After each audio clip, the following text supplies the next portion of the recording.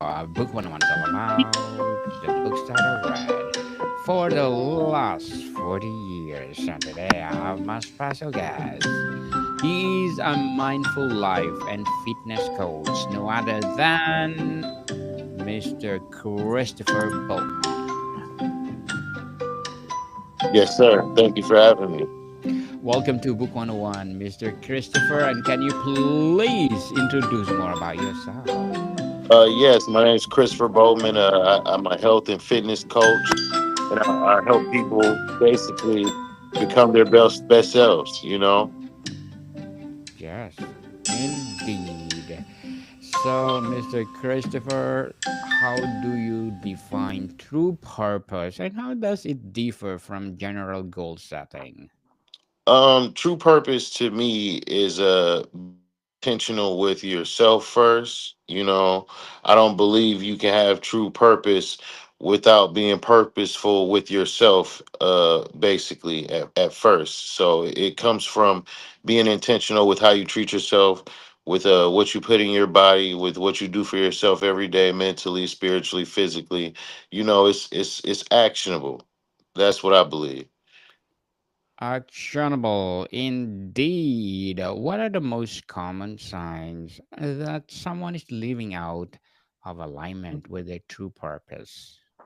Most common signs would be seeking validation from others, for one, and then another common sign is just not concerned with. I would say their mental and physical well being. Also, those are two of the few common signs that I can think of right now. I think so. I totally agree with you, mister. How can people distinguish between their authentic purpose and societal expectations?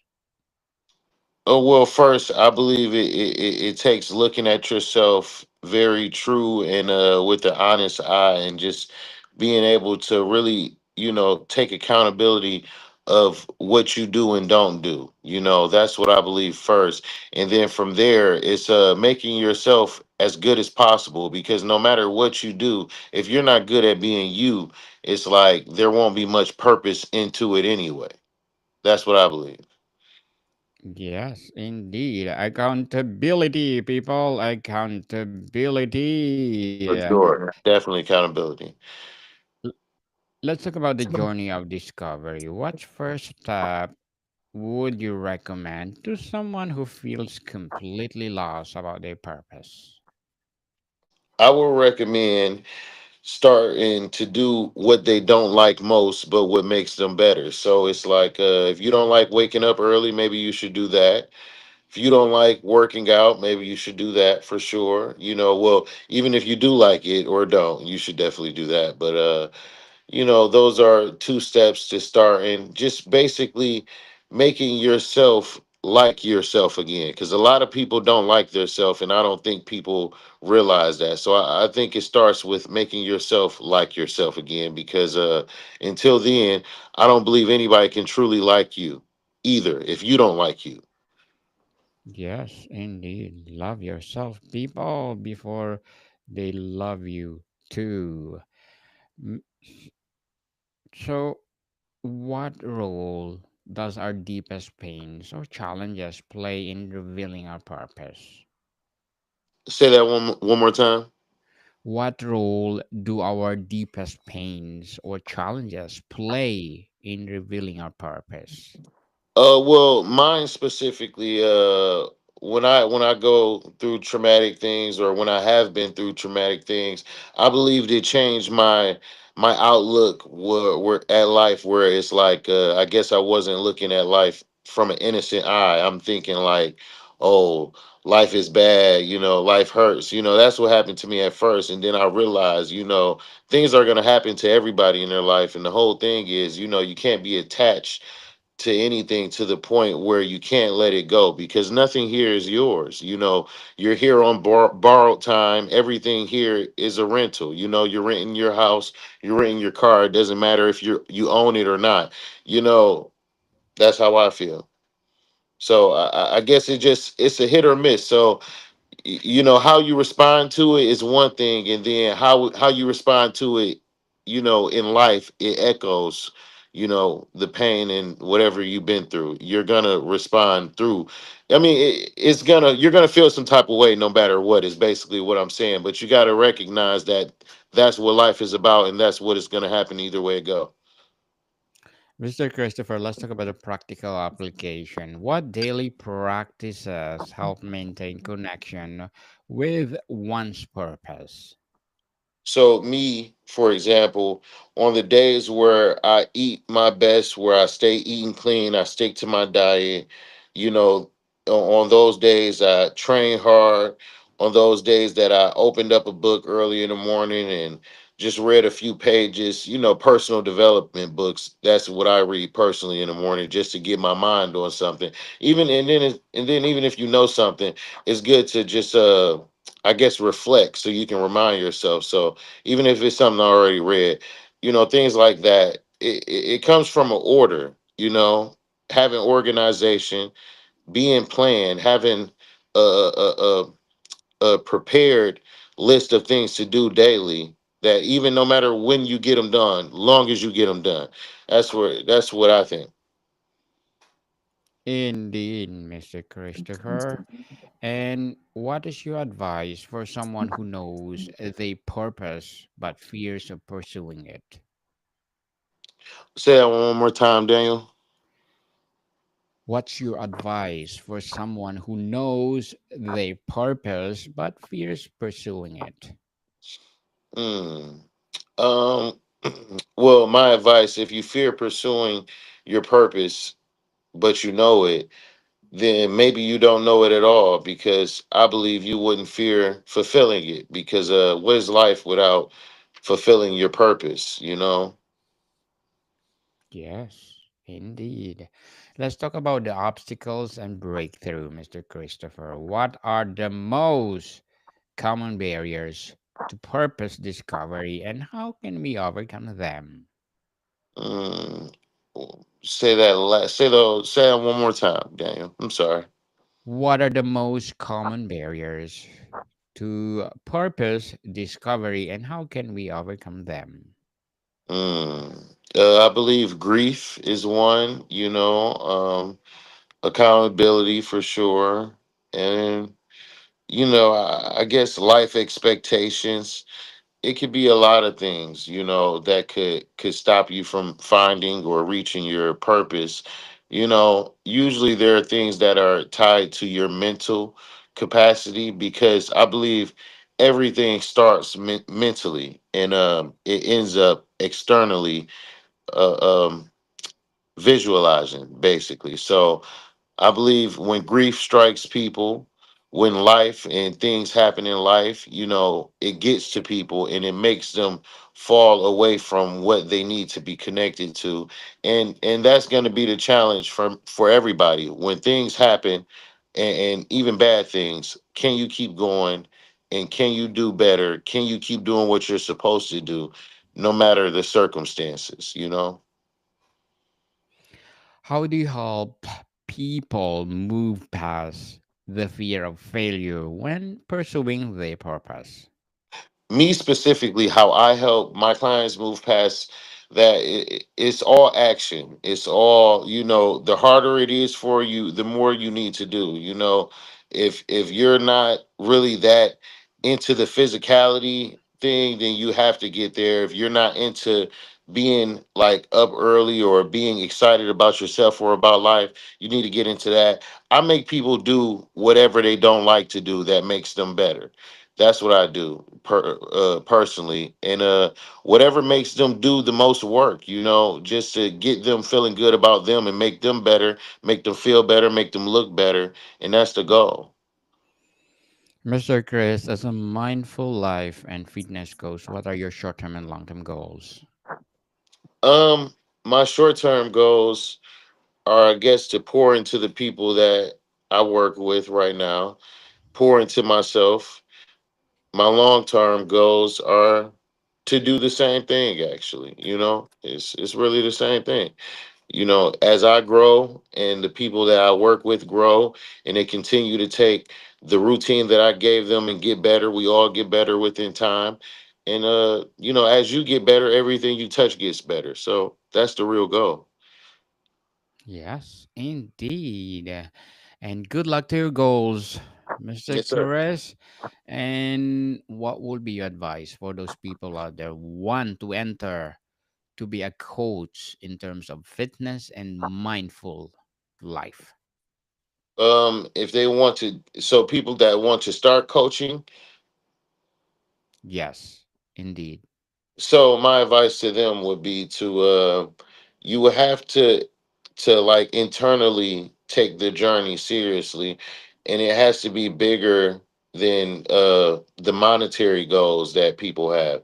You have to do it on the days that you don't get paid for it, and you have to be there for people when they don't ask you to be first, because not everybody's going to just want you to be into their life. You have to actually show people you care before they let you into their life. Let's talk about the purpose and modern life. And thank you for your advice, Mr. Oh, Chris. no worries. How does our digital social media age impact our ability to discover authentic purpose? Well, it's each one teach one. So you can touch so many people just by being on social media and just networking, just like me and you are talking now, Daniel. I mean, it's just such a powerful tool, and it's like not only do you get to meet new people, but when you actually gain authentic relationships, those people refer you to their people too. No matter what it is, because everybody's expertise is different, but you might need something from somebody that they might know somebody else has, so they'll send you to them. It just makes everything better and the world smaller and more connected. So it's very necessary. What's the role of community in both discovering and living out in one's purpose? Well, community, you have to be a part of one that is going towards the goal that you are looking for one. And the whole part of the community is there's people who have been where you are, and there's people who are, where you want to be. So on both sides of the spectrum, with that being said, it's like you just get a fulfillment by being around these people who have either done what you're done or doing what you're doing. And you're not just going to get that everywhere. A lot of people around the world aren't focused on growth, mentally, physically. They don't want to feel better, they don't want to look better. A lot of people are stagnant, so you have to get around a community in certain expertise or aspects of life to even get that fulfillment, that you're looking for, because it's not going to be around you all the time. Mr. Chris, how can parents help their children discover their purpose without imposing their own dreams? That's a hard one, because I guess it's going to always be hard to not try to throw my son's my dreams on my son, because I was like, I wanted to be an NBA player. I want to teach him, but you got to let them make the choice. What I focus on doing right now with my kids specifically is giving them the discipline, the emotional stability. A lot of people talk about generational wealth. I like to talk about generational health, generational mental health, and I want to install the mental discipline in my son, the competitiveness, and let him choose from there. I just want to install the core values, the principles, into him, and let him pick. Yes, indeed. And how do you know when you are truly living in alignment with your purpose? Me specifically, how I truly know is when I'm doing everything I'm supposed to do. It's like, because restraint is strength. A lot of people, they succumb to their downfalls, like even if it's the drink or the drugs. A lot of people fall to it quick. So restraint is strength. So if you have, demons you're battling or fighting or whatever, and you can restrain from them, That's really like how you know that you're living in purpose in my eyes, you know. Yes, indeed. Living with a purpose in each day. And before we wrap up our discussion for today, Mr. Christopher, I'm inviting you to please do listen to my other podcast, people. My other podcast, because my abstract essay is already in fifth season, abstract poetry and second season, and book 101 review in fifth season as well. Comedy 101 in second season, and Food 101 in its fifth season too. Geography 101 and Love Letters on second season, and my baby podcast, Mental Health 101. Movie 101 review and Music 101 in its fourth season, Sex 101 and Science 101 in its first season. Please listen to them wherever you listen your podcast. Mr. Chris, what's one small but powerful action anyone can take today to move closer to their true purpose? I would say get on the ground, just do some push-ups till you can't and no more, you know. I mean, just be as physical as possible. As men, I believe we should all have a little physicality about us, you know. And it's like sometimes you got to push yourself, you know. You got to push yourself in different areas to make yourself feel better about yourself, and that will externalize in your extra in your life, you know what I'm saying? Every time you go around, when you feel better, you know, your energy is better, your connection with people is better, you know, everything is going to be better as long as you keep getting better. So whatever you got to do to push yourself, that's what you need to do. Yes, people, sky is the limit. Push, push, push, and stop procrastinating. If you Yeah. have a talent, please share to the world, just like Mr. Christopher Boatman. So, Mr. Christopher, thank you so much for sharing your knowledge to the world. Would you like to recommend a book that influenced your journey as a mindful life and fitness coach? Yeah, I like to mention a couple of them. Actually, so one of them is The Richest Man in Babylon line. That's a more of like a storybook. But my other one second, I gotta find it. It's a great book. Okay, The Art of Living by Epictetus. The Art of Living. It's a Stoic book, and I that's a book that I open every day. It's a really simple book, but it gives actionable like steps, you know, for just everything in life. The Art of Living, people, is highly recommended by Mr. Christopher Boatman. So, Mr. Christopher, again, thank you so much for sharing your knowledge to the world. Thank you, So, Daniel. can you please invite our listeners to support your business itself? Oh yeah, I'm on Instagram at Mindful Life Coaching. Yes, people, let's support Mr. Christopher Bowman, because if you support him, more and more and more empowering coaching to come. So, Mr. Chris, thank you so much for your time. Thank you. More to come, people. See you soon. All right, Daniel.